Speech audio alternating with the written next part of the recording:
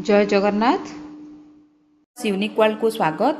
आज वीडियो रे आपण मानक पई रही गोटे इम्पोर्टेंट चिठी जहाँकि यूडाइस प्लस रिलेटेड अच्छी चिठीटी आसी ओसे पारु आपण माने देखि पारुछंती। चिठी नंबर अच्छी 6486, डेट अच्छी 18/6/2025 चिठीटी आसी आमर श्रीमती अनया दास आईएएस स्टेट प्रोजेक्ट डायरेक्टर ठारू।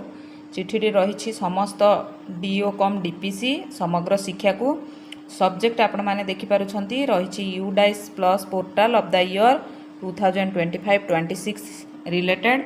एठी रिफरेंस नंबर टी मध्ये देइछि।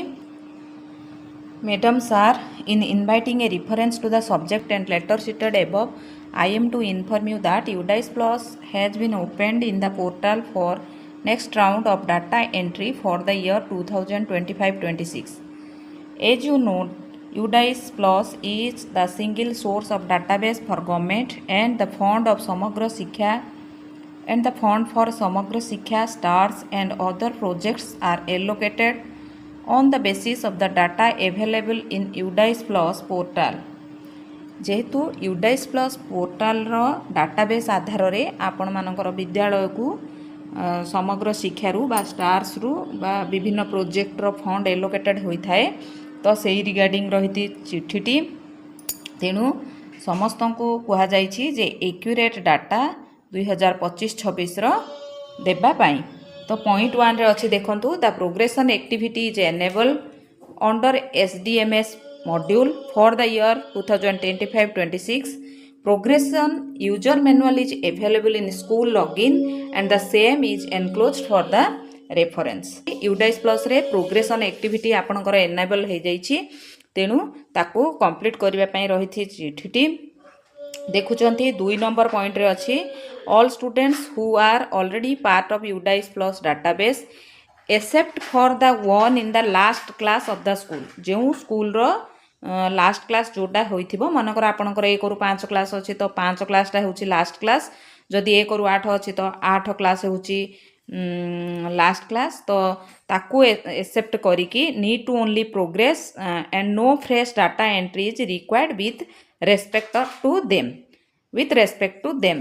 तेणु कौन सी फ्रेश डाटा दवापाई एठी कहा जाएनी, केवल पुराना पिलांकर जो माने रहिछंती तांकर डाटाबेस को करिवा पई कहा जाइछि।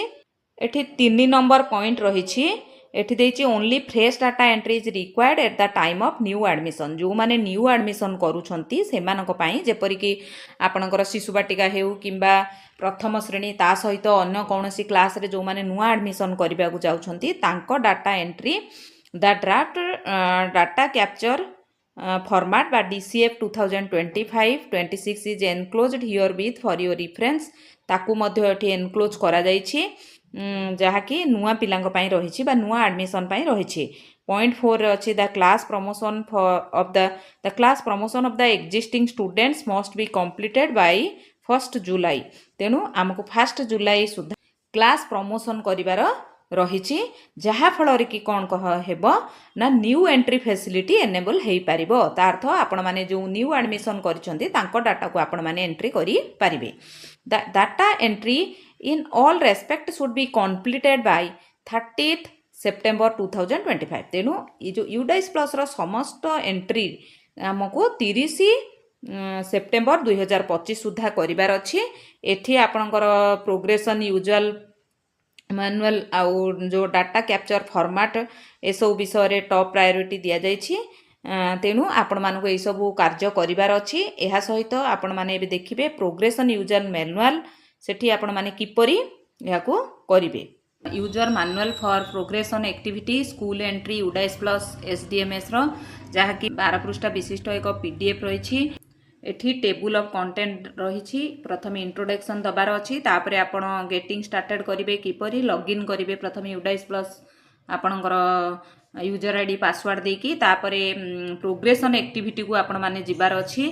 सेठी गोटे गो बटन को क्लिक करिवे, तापरे क्लास आउ सेक्शन सिलेक्शन करी आपणकर डाटा सब डिटेल्स अपडेट करेंगे कलापर डिस्प्ले हेबो जे आपणकर मेसेज ऑफ सक्सेसफुल अपडेट हैला बोली तापर आपण प्रथमे क्लास वाइज फाइनलाइज करेंगे क्लास वाइज फाइनलाइजेशन हो सारा पर स्कूल फाइनलाइजेशन करेंगे तापरे करेक्शन बटन आपणकर टच करके जदि आपणकर किछि एडिट बा करेक्शन करिवार अछि करि परिबे कला परे आपण माने कोन करिवे student update progression activity last रे 7 नंबर पॉइंट रे करिवे तापरे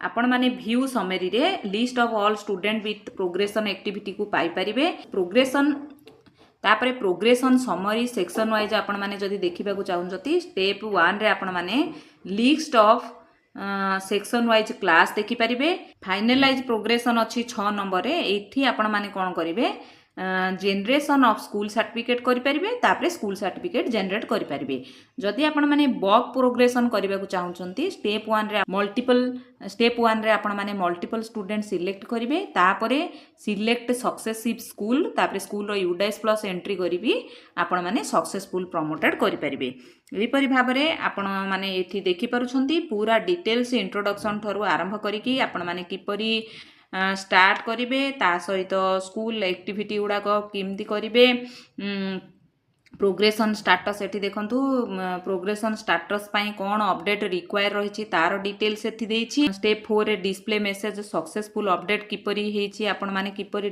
डिस्प्ले करिवो तार डिटेल्स एठी देछि फाइनलाइजिंग प्रोग्रेशन किपरि करिवे एठी देछि एवं एहीपरि भाबरे पूरा 12 पृष्ठार आपणकर पीडीएफ दिया जाइछि एही पीडीएफ को आपण माने सहाय्य नै कि पीडीएफ रो आपण माने यूडाइस प्लस को जो प्रोग्रेशन एक्टिविटी एनेबल हेछि ताको आपण करिवे एहा 1 जुलाई आपणकर 2025 सुधा करि देबार अछि एहा परे आपणकर प्रोग्रेशन एक्टिविटी कंप्लीट हैला परे न्यू एंट्री 2025-26 पाई एनेबल हो जिवो तापरे नुआ स्टूडेंट्स मानकर डाटा अपलोड हबो एही परि भाबरे आपनकर यूडाइस प्लस कार्यटी को आरंभ करिवार अछि स्कूल ओपन हेउ एइटा होछि आपन मानकर प्रथम गुरु दायित्व एहा को अपडेट करिवे जहा फल रे कि एही आधार रे आपन मानकर विद्यालय को विभिन्न ग्रांट रो फंड एलोकेटेड हबो आशा करूछि वीडियोटी निश्चय भाबे आपण मानन पई हेल्पफुल होईछि जदि हेल्पफुल होईछि बोली भाबुछन्ती दया करी वीडियो को लाइक करिवे निजर शिक्षक बंधु मानन को शेयर करिवे एवं जेउ माने चैनल रे नुआ अछन्ती अनुरोध चैनल को सब्सक्राइब करिवे रहुछि धन्यवाद जय जगन्नाथ।